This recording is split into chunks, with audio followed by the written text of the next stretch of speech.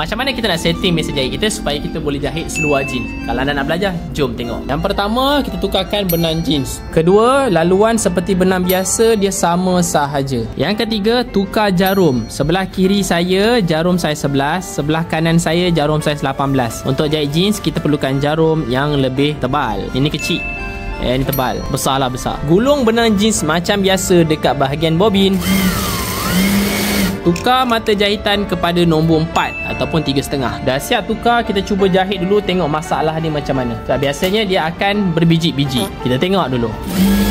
Okey, saya dah jahit. Kita tengok pada sebelah belakang dan depan. Untuk depan hasilnya nampak cantik. Untuk belakang hasilnya bintik-bintik. So, ini bermaksud benang atas longgar. Kita ketatkan. Ketatkan benang atas di bahagian cepil.